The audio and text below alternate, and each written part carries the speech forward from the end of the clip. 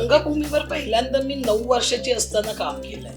ते पण कामगार कल्याण केंद्रामध्ये माझी आई तिथे हे होती, शिक्षिका होती आणि ती तिथे महिलांचे डान्सेस, महिलांची नाटकं बसवायची.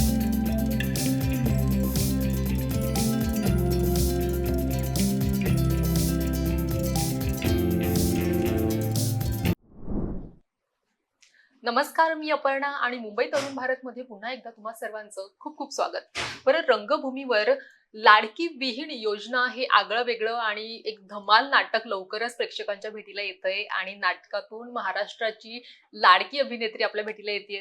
अर्थातच त्यांचं नाव सांगण्याची मला अजिबात गरज नाही. निर्मिती सावंत मॅम आहेत. खूप खूप स्वागत मुंबई तरुण भारतमध्ये. मॅम, काय सांगाल? खूप हटके नाव आहे. एका म्हणजे आम्हाला जेव्हा ऐकलं ना नाव, असं वाटलं की काहीतरी योजनाच येते की काय. काय सांगाल, काय आम्हाला पाहायला मिळणार आहे? नाही, सगळ्यात महत्वाचं मी सांगते की याचा सरकारी योजनेशी काहीही संबंध नाही. जी आमची टॅगलाईन आहे ती हीच आहे, सरकारची नव्हे, ही सावंतांची योजना. ओके. जी हसवायला येते रसिक जना. त्यामुळे याचा शासनाच्या योजनेशी काडी मात्र संबंध नाही. ते खूप छान पद्धतीने ते नाव म्हणजे कॅची वाटते लोकांना, पण ते आपल्या नाटकाशी संबंधित आहे. मुळात आधी म्हणजे मी जे सांगते ते की माझं नाव योजना सावंत आणि मी माझ्या विहिणी च्या बरोबर माझे काय रिलेशन, कसं काय, का माझी विहीण मला माझी लाडकी विहीण योजना असं म्हणते, तर ते आहे म्हणजे आमचं नाटक. तर त्यामुळे विहिणींचं काहीतरी रिलेशन आहे एवढं नक्की. ओके.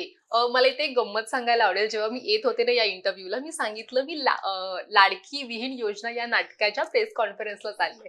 तर मला अनेकांनी विचारलं, अरे अच्छा, हे काय येतंय म्हणजे नवीन? खूप जणांना उत्सुकता होती. सो हे नाव ऐकूनच प्रेक्षकांमध्ये कॅची आहे हे नाव.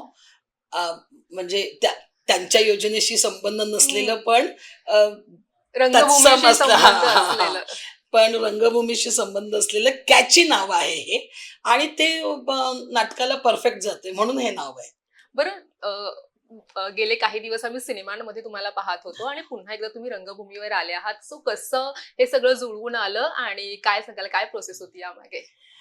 मध्ये एक साधारण वर्ष भर किंवा 1.5 वर्ष झालं मी शूटिंग करत होते. त्यामुळे नाटक नव्हते करत, कारण मला एका वेळी एकाच कामाला एकाच प्रोजेक्टला वर कॉन्सन्ट्रेट करायला आवडतं. त्याप्रमाणे मी सिनेमे करत होते आणि स्क्रिप्ट शोधणं चालूच होतं माझं आणि एक स्क्रिप्ट मिळालं चांगलं, पण त्याच्यावर थोडं काम करायला हवं होतं.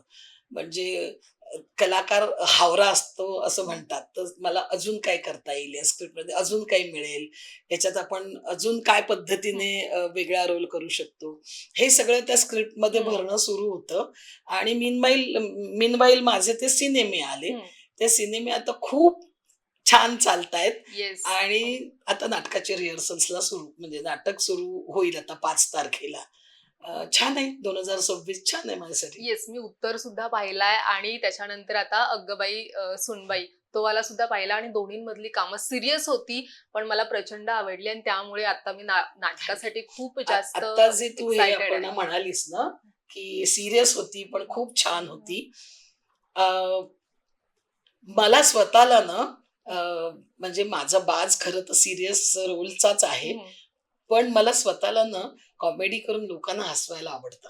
येस, आणि आम्ही लहानपणापासून म्हणजे मी स्वतः लहानपणापासून गंगूबाईपासून मी पाहते, त्यामुळे एक्झॅक्टली कलाकार म्हणून मला ते रोल करणं खूप आव्हानात्मक वाटतं की मी काय वेगळं काय करू शकते, तर हे करू शकते किंवा मला आवडतं की हा हे छान आहे, पण मला लोकांना हसवायला जास्ती आवडतं आणि ते हसवण्यासाठी आता मी पुन्हा स्टेजवर आलेले आहे. हे नाटक तुम्हाला हसवेल नक्की.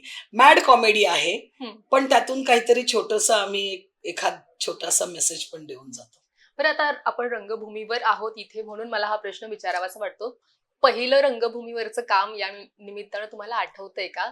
कोणती कलाकृती पहिली सादर केली? रंगभूमीवर पहिल्यांदा मी 9 वर्षाची असताना काम केलंय. ते पण कामगार कल्याण केंद्रामध्ये हम्म. माझी आई तिथे हे होती, शिक्षिका होती. ओके. आणि ती तिथे महिलांचे डान्सेस, महिलांची नाटकं बसवायची. हम्म. तिच्या बरोबर पहिल्यांदा मी स्टेजवर गेले. हम्म. आणि मग म्हणजे मग तेव्हापासून ते सुरूच झालं. व्यावसायिक वर मी खूप खूप उशिरा आले. हम्म. म्हणजे 2000 साली जाऊबाई जोरात आलं. हम्म. त्याच्या आधी साधारण 84 ला वगैरे आले असं, म्हणजे हम्म. खूप उशिरा आले मी व्यावसायिक रंगभूमीवर. तर त्यामुळे म्हणजे नाटकातला पहिला जर विचारत असशील तर 9 वर्षाची असतानाच. ओके, मग साधारण आता ही किती वर्ष झाली असतील रंगभूमीवर? माझं वय नको सांगू सगळ्यांना. ओके. सो नाही गंमत केली मी, गंमत केली मी. पण आता धर तू व्यावसायिक रंगभूमीवर तरी मला 30-35 वर्ष झाली. कारण ओके. जाऊबाई जोरातलाच 25 वर्ष झाली. हम्म. 2000 साली आलं हे सगळं. 2026 हम्म. सुरू आहे. 30-32 वर्ष झाली असतील मला. खूप मोठा हा म्हणजे करिअर ग्राफ आहे तुमचा. सो मला आता याच निमित्तानं आणखीन एक प्रश्न विचारा असं वाटतं की सध्या रंगभूमीवर आणि नाटकांना खूप चांगले दिवस आलेत किंवा हाऊसफुल सुरू आहेत ऍज कम्पेअर टू सिनेमा. याकडे तुम्ही कसं पाहता रंगभूमीचे कलाकार म्हणून? एक का ग सिनेमे पण माझे तिन्ही सुपरहिट आहेत की. ऑफकोर्स सिनेमे सुद्धा मग का चालतायत, असं पण म्हणतेस तू? नाटक अगदी हाऊसफुल आहेत, म्हणजे खूप जास्त चालतायत. मी सांगू का, नाटकं चाललीच पाहिजेत खूप हाऊसफुल.